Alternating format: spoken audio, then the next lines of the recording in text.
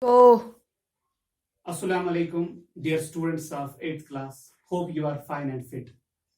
Today is 25th of April 2020. I am Fazal Mahmood Bhatt, your science teacher. I am going to deliver a lecture on a topic combustion. This topic has been taken from the chapter Combustion and Flames. So let me define what is combustion. Combustion is a chemical process in which substance burns in oxygen with evolution of heat and light. Combustion एक ऐसी chemical process होती है जहां पर किसी substance को oxygen में burn किया जाता है, वहां पे रिलीज हो जाती है heat and light. For example, carbon जब ऑक्सीजन में बर्न हो जाता है तो वहां पे कार्बन डाइऑक्साइड बनता है और हीट एंड लाइट रिलीज होती है. इसी तरह सल्फर को जब हम ऑक्सीजन में बर्न करते हैं तो सल्फर डाइऑक्साइड बनता है और हीट एंड लाइट रिलीज होती है. इसी तरह मैग्नीशियम को जब हम ऑक्सीजन में बर्न करते हैं तो मैग्नीशियम ऑक्साइड बनता है और हीट एंड लाइट रिलीज हो जाती है. So combustion is the process, combustion is a chemical process in which substance burns in oxygen with the evolution of heat and light.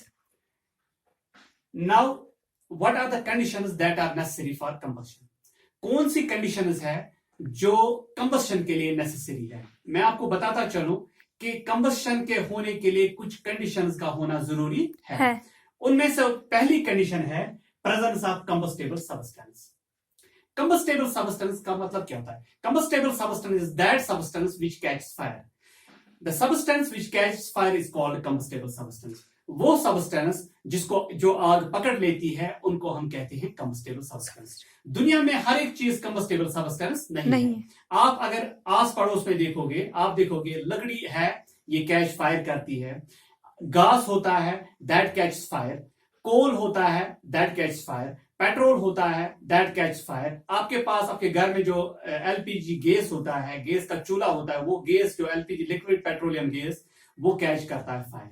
तो ये वाली चीजें जो होती है इनको हम कहते हैं कंबस्टेबल सब्सटेंस, यानी जो जिनमें आग लग जाती है उनको हम कंबस्टेबल सब्सटेंस. और कुछ चीजें ऐसी होती है जिनमें आग नहीं लगती. फॉर एग्जाम्पल, हमारे पास पत्थर होता है, मिट्टी होती है, इनमें आग नहीं लगती, इनको हम कंबस्टेबल सब्सटेंस नहीं कह सकते. तो पहली कंडीशन है कि प्रेजेंस ऑफ कंबस्टेबल सब्सटेंस, यानी जिस चीज को हमें जलाना है वो कंबस्टेबल सब्सटेंस होनी चाहिए. तो पहली बात. दूसरी, presence of supporter of combustion. ठीक है, अगर हमारे पास अब कंबस्टेबल सब्सटेंस है, लेकिन अब दूसरी कंडीशन जरूरी है कि वहां पे होना चाहिए सपोर्टर ऑफ कंबस्शन, यानी वो चीज वहां पे मौजूद होनी चाहिए जो कंबस्शन को सपोर्ट करे. फॉर एग्जांपल, ऑक्सीजन जो है, oxygen is the supporter of combustion, यानी ऑक्सीजन के बगैर कंबस्शन मुमकिन नहीं है. तो अगर हमें किसी चीज को, किसी भी कंबस्टेबल सब्सटेंस को, चाहे वो पेट्रोल ही क्यों ना हो, अगर हमें उसको जलाना है तो इट इज नेसेसरी कि वहां पे सपोर्टर ऑफ कंबस्शन यानी वहां पे ऑक्सीजन प्रेजेंट होना चाहिए.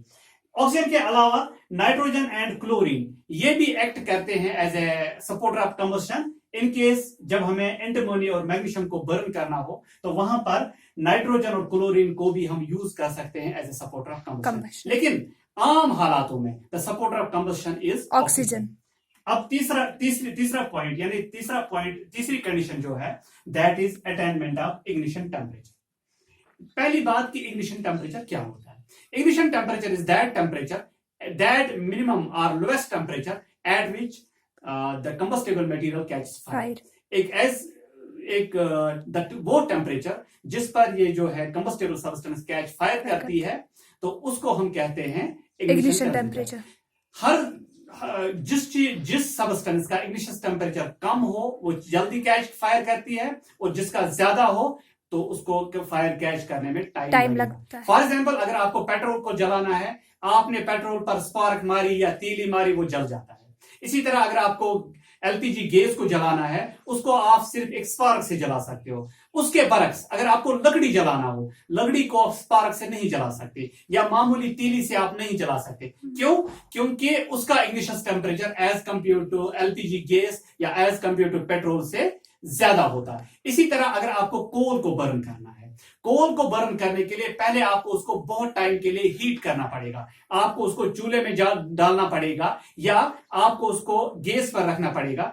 जब उसका इग्निशन टेम्परेचर पहुंचेगा तब जाकर वो कैच फायर करेगी, उसके बाद वो रिलीज करेगी heat and light, heat and energy, या हम एनर्जी भी कह सकते हैं। तो ये आपको रिलीज तब होगा जब ये तीन चीजें, यानी तीन कंडीशन मैंने आपको पढ़ाई, एक प्रेजेंस ऑफ कंबस्टेबल सब्सटेंस, और दूसरा presence of supporter of combustion that is oxygen, और तीसरा अटेनमेंट ऑफ इग्निशन टेम्परेचर। तो ये तीन कंडीशंस, जब ये तीनों कंडीशंस आपको हों तब जाकर कंबस्शन पॉसिबल है। अब हम बात करेंगे टाइप्स ऑफ कंबस्शन। कंबस्शन जो है इसके चार टाइप्स हैं। पहला स्लो कंबस्शन, दूसरा रैपिड कंबस्शन, तीसरा स्पॉन्टेनियस कंबस्शन, और चौथा जो है वो है एक्सप्लोजन कंबस्शन। तो पहले बात करेंगे slow combustion. Slow combustion is that combustion which occurs slowly with the release of small amount of heat and light. ये एक ऐसी कंबस्शन होती है जो स्लोली होती है, और यहाँ पे जो हीट एंड लाइट जो निकलती है वो भी बहुत कम मिकदार में ही निकलती है। इसकी मैं एग्जांपल देता हूं आपको। रेस्पिरेशन जो होती है, ये जो हमारे बॉडी में जो फूड का जो बर्न डाउन होता है फूड का, तो वहां पे जो एनर्जी, वहां पे हीट भी निकलती है, जो हीट हमारी बॉडी को गर्म रखती है, मगर ये स्लो प्रोसेस है, वहां पे बहुत ज्यादा हीट नहीं निकलती, तो ये स्लो प्रोसेस है। तो ये वाली कंबस्शन जो है इसको हम कहते हैं it is a slow combustion. Then rusting of iron. Iron आपको पता है कि उसको रस्टिंग आ जाती है, rusting of iron is also slow combustion. तो रस्टिंग ऑफ आयरन जो है ये भी स्लो कंबस्शन है। इसके अलावा मैं आपको बता दूं कि डीकेइंग ऑफ फूड, आपने सुना होगा कि कोल कैसे बनते हैं। कोल बनते हैं कि जब यहाँ पे अर्थक्वेक्स आते हैं, तो कभी कभी ऐसा होता है कि बड़े बड़े जंगल जमीन में दस जाते हैं, और वहां पे बिकॉज ऑफ हाई प्रेशर, और वो जो लकड़ी वहां पर होती है, बिकॉज ऑफ हाई प्रेशर धीरे धीरे वो डिकम्पोज हो जाती है, और कई सालों के बाद उसमें कोल बन जाता है। तो मतलब यह है कि ये जो डिकम्पोजिशन ऑफ वुड अंडर अर्थ, जहां पे फिर कोल बन जाता है, ये भी स्लो है। ये किसी सेकेंड्स में नहीं होता, मिनटों में नहीं होता, घंटों में नहीं, बल्कि ये सालों में हो जाता है। It is also the slow combustion. अब हम बात करेंगे rapid combustion. Rapid combustion opposition of slow combustion, एक as that combustion which occurs rapidly and large amount of heat and light is release.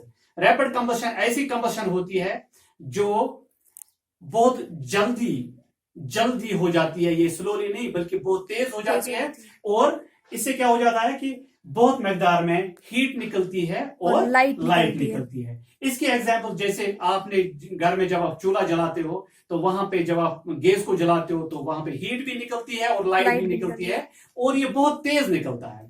आपके पास पेट्रोल होगा, अगर आपको पेट्रोल को जलाना है कम मिकदार में या कम टाइम में, हीट भी निकलेगी, बहुत तेज ये प्रोसेस होगी, हीट निकलेगी और लाइट निकलेगी। इसी तरह आपके पास ऑयल्स को अगर आपको जलाना है तो सेम प्रोसेस, रैपिड कंबस्शन होगा।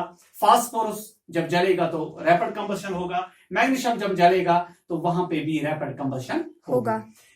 उसके फिर हमारे पास है तीसरी type, that is spontaneous combustion. Spontaneous combustion is that combustion which occurs by itself. That combustion which occurs by itself or without external heat or without external cause. एक ऐसी combustion जो खुद ब खुद हो जाती हो, जिसमें आपको हीट देने की जरूरत नहीं है, जिसमें आपको कोई बाहर से कोई मदद नहीं आती, बल्कि ये कंबस्शन खुद ब खुद हो जाती है। ऐसी कंबस्शन को हम क्या कहेंगे? That combustion is called slow combustion. For example, अगर आपके हाथ में व्हाइट फास्फोरस होगा तो आप इसको हवा में उछालिए, कुछ देर के बाद आप देखोगे कि व्हाइट फास्फोरस कैचेस फायर। आपको उसमें तीली लगाने की जरूरत नहीं है, ना आपको उसको लाइटर से जलाने की जरूरत है, but that catches fire automatically, तो बिकॉज ये यहाँ पे जो है स्पॉन्टेनियस कंबस्शन। अब उसके अलावा हम देखते हैं कोल डस्ट। आपने कोल माइनस में देखा, कोल माइनस में बहुत सारी वो कोल डस्ट होती है। कभी कभी ऐसा हो जाता है वो कोल डस्ट खुद क्या करती है, वो फायर को कैच करती है बिकॉज ऑफ स्पॉन्टेनियस कंबस्शन। वहां पे कोई आग नहीं लगाता, लेकिन वो खुद वो आग पकड़ लेती है, तो वो होती है स्पॉन्टेनियस कंबस्शन। और ऐसा हो जाता है कि बड़े बड़े एक्सीडेंट्स और बड़ी बड़ी तबाहकारी इसकी वजह से कोल माइंस में हो जाती है, because of spontaneous combustion in coal mines, जो कोल डस्ट से होती है। इसके अलावा हमारे पास एक और एग्जांपल है, फॉरेस्ट फायर्स की बात करेंगे।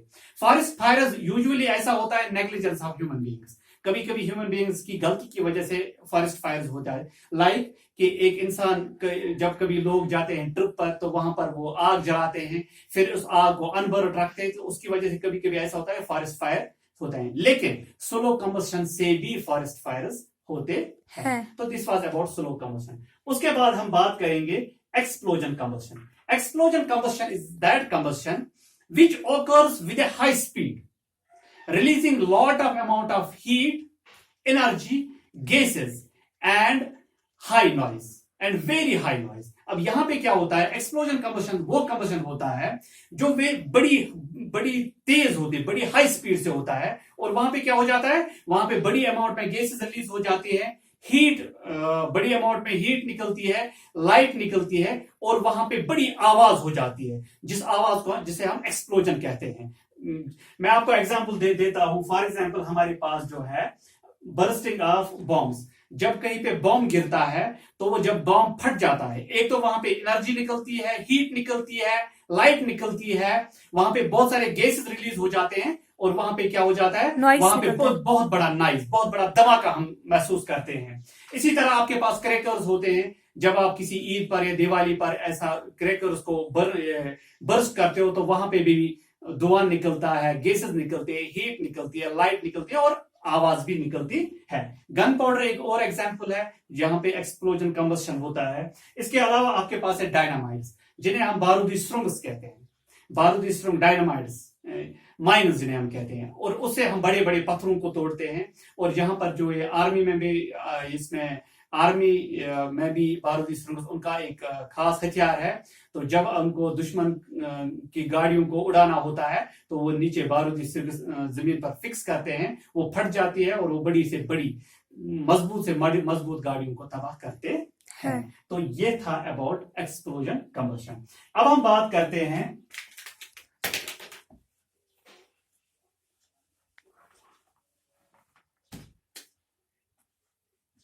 How to control fire.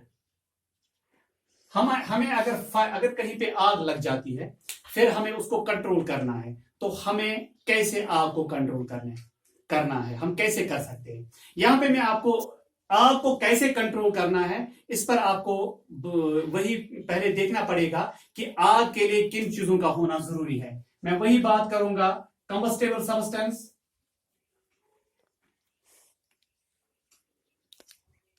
मैं दूसरी बात करूंगा सपोर्टर ऑफ कंबस्टेबल,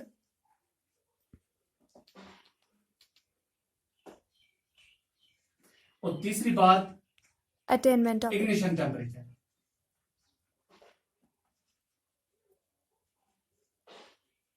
अच्छा, अब अगर आपको फायर को कंट्रोल करना है तो पहले आपको ये पता होना चाहिए कि ये जो आग लगती कैसे, जो हमने पहले कहा वो कंडीशंस। तो सब presence of combustible substance, supporter of combustion, ignition temperature, जो मैंने ऑलरेडी आपको पढ़ाया। और अगर आपको आग को कंट्रोल करना है तो आपको क्या करना है, इनमें से इन्हीं चीजों को कंट्रोल करना है। अगर आपको आग को कंट्रोल करना है, आपको सपोर्टर ऑफ कंबस्शन जो है उसको दूर करना है, उसको डिटैच करना है। अगर आपको कंट्रोल करना है फायर को, तो आपको ignition temperature of the combustible substance उसको गिराना है। हमें जब आग कंट्रोल करनी होती है, तो अगर कभी कभी घरों में आग लग जाती है, कभी कभी दुकानों में आग लग जाती है, तो आपने देखा होगा कि कैसे उस आग को कैसे कंट्रोल किया जाता है। तो फायर ब्रिगेड आता है, वो पानी फेंकता है इस पर, और पानी फेंकने से क्या हो जाता है, जब वो पानी इस आग वाली जगह पर, मकान पर या दुकान पर उस पर आग फेंकता है, इस पर पानी फेंकता है, तो उसे क्या हो जाता है, इसका जो इग्निशन टेम्परेचर है वो लोअर डाउन हो जाता है। जो ये कंबस्टेबल सब्सटेंस होती है, चाहे लकड़ी हो या कुछ और हो, उसका जो इग्निशन टेम्परेचर है वो लोअर डाउन हो जाता है।